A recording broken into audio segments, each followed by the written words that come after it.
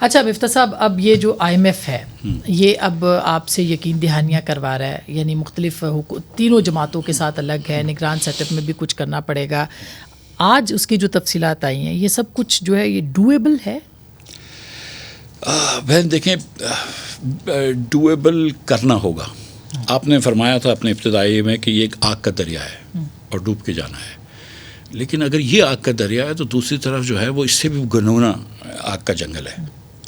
تو ہمارے پاس اس وقت کوئی آپشن اچھا نہیں ہے، اور غریب لوگ تو پس رہے ہیں، آج بھی مہنگائی آج بھی مار رہی ہے. ہم کو ہر حال جو ہے وہ چیزیں اپنی ٹھیک کرنی ہوں گی. اگر ہماری پاکستان ایئر لائن مثال کے طور پر 90 سے 100 ارب روپیہ سال میں نقصان کر لے، لیکن ہم نہ اس کو پرائیویٹائز کریں، نہ اس کا کچھ سد باب کریں، تو یہ IMF کا قصور تو نہیں ہے. اگر ہم پاور سیکٹر کے اندر 1200 ارب روپے کا نقصان کریں، لیکن ہم اس کو پرائیویٹائز نہ کریں، ہم اس کے اندر چوری ختم نہ کر سکیں، ہمیں پتہ ہے کہ ہم حکومت کے اندر رکھ کے یہ ٹھیک نہیں کر سکتے، مگر ہم پھر بھی پرائیویٹائز نہ کریں، یہ IMF کا قصور تو نہیں ہے. IMF آپ کو کیا کہتا ہے کہ یار اگر آپ کی کاسٹ بڑھ گئی ہے پاور کی، اگر آپ کی لاگت بڑھ گئی ہے تو پھر آپ وہ پاس آن کر دیں، کیونکہ آپ کے پاس تو پیسے نہیں ہیں. اگر آپ اپنی طرف سے دیں گے قرض لے کر، تو قرض اتنا آپ لے چکے ہیں کہ آپ کو نہ دنیا بھی قرض دینے کے لیے تیار نہیں ہے، پاکستانی بھی قرض دینے کے لیے تیار نہیں ہے. تو جب آپ اتنا مہنگا قرض لیتے ہیں، اور یہاں تک کہ آج آپ کے پاس جو آپ ٹیکس لیتے ہیں اور صوبوں کو جب پیسے دے دیتے ہیں، اور جب آپ کے پاس موصولات بچتی ہیں، اس سے تو آپ قرض کے سود بھی نہیں دے سکتے.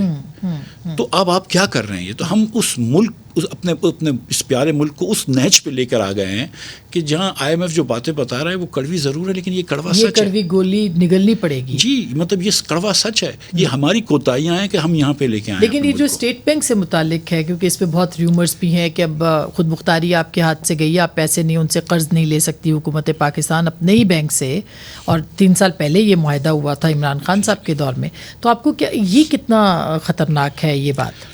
دیکھیے، ہوتا یہ ہے پریکٹیکلی پاکستان میں کہ حکومت کو جب قرض لینا ہوتا ہے تو ہم پرائیویٹ بینکوں سے جاتے ہیں. اب بینکوں کے پاس بھی پیسے نہیں ہوتے ہم کو قرض دینے کے لیے، تو بینک ایک دن پہلے اسٹیٹ بینک سے قرض لیتے ہیں، اور پھر اسٹیٹ بینک سے ایک دن پہلے قرض لے کے دوسرے دن ہمیں دے دیتے ہیں. اور میں سچ مجھ یہ بتا رہا ہوں کہ 1 دن یا 3 دن کے پہلے فرق ہی ہوتا ہے، ٹھیک ہے. اور ان کو اس کا 1% ان کا اس کا وہ انٹرسٹ ملتا ہے، اور جو 1-8%، اور وہ ان کا رسک بھی ہوتا ہے، وہ ایک قسم سے ہے. تو یہ بینک کرتی ہیں.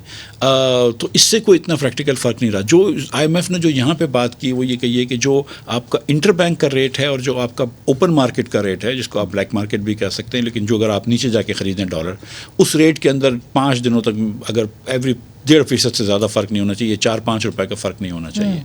وہ ایک ان کا یہ ہے کہ ایک ایکسچینج ریٹ ہونا چاہیے، ملٹیپل ایکسچینج ریٹس نہیں ہونے چاہیے. اور یہ ہم نے ابھی بھی دیکھ لیا پچھلے 8-9 مہینوں میں کہ جب ہم نے ڈالر کو روکا تو ہمارا ایکسپورٹ کم ہو گیا، ہماری ریمیٹنس کم ہو گئی. ہمارے جب ہم امپورٹ روکتے ہیں، اور جب آپ کرتے تھے تو آپ پہ تنقید ہوتی تھی کہ آپ نے فری فلوٹنگ کے اوپر چھوڑ دیا ہے سارا کچھ. مجھ پہ تو ہر چیز پہ تنقید ہوتی تھی.